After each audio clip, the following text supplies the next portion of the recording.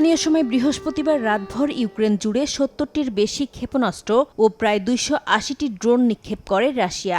রাজধানী কিয়েভ ও দিনিপোপেট্রোভস্ক অঞ্চল ছিল হামলার প্রধান লক্ষ্যবস্তু। এতে দিনিপোপেট্রোভস্কে শিশুসহ বেশ কয়েকজন নিহত হন। একই রাতে কিয়েভের একটি বাজার, গ্যারেজ ও বেসামরিক স্থাপনায় ক্ষেপণাস্ত্রের আঘাতে হতাহত হন আরও কয়েকজন।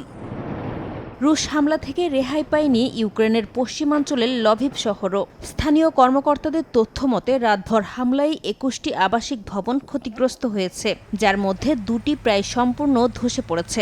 ধ্বংসস্তূপের নিচে মানুষ আটকা পড়ার আশঙ্কায় উদ্ধার অভিযান এখনও অব্যাহত রয়েছে। এমন পরিস্থিতিতে অনেক আশ্রয়কেন্দ্র নির্মাণ শেষ না হওয়ায় সতর্ক সংকেত বাজলেই ইউক্রেনের হাজারো মানুষকে মেট্রো স্টেশনগুলোতে আশ্রয় নেওয়ার ঘটনায় জনমনে ক্ষোভ তীব্র হচ্ছে। এদিকে মস্কোর আঘাতের জবাবে রাশিয়ায় ড্রোন হামলা চালিয়েছে ইউক্রেন। এতে দেশটির পেনজিয়া অঞ্চলের ওয়াইল্ড বেরিজের একটি গুদামে বিস্ফোরণ ও আগুন ধরে যায়। এ ঘটনায় কয়েকজন হতাহতের পাশাপাশি নিরাপদে সরিয়ে নেওয়া হয়েছে প্রায় ২০০ কর্মীকে।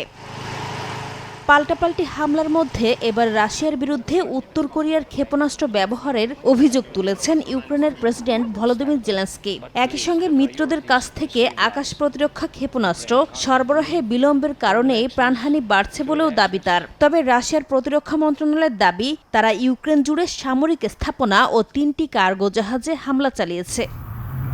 ইউক্রেনের সামরিক অভিযান পরিচালনার মধ্যেই পোল্যান্ডের পূর্বাঞ্চলে একটি রুশ ক্ষেপণাস্ত্রের ধ্বংসাবশেষ পড়ে বড় গর্তের সৃষ্টি হয়েছে। পোল্যান্ডের প্রধানমন্ত্রী ডোনাল্ড টাস্ক জানিয়েছেন, এতে কোনো হতাহতের ঘটনা ঘটেনি এবং তার দেশকে লক্ষ্যবস্তু বানানোর জন্য এটা পাঠানো হয়েছিল এমন প্রমাণও মেলেনি। তবে ঘটনাটি ন্যাটোর পূর্ব সীমান্তে নিরাপত্তা উদ্বেগ আরও বাড়িয়ে দিয়েছে।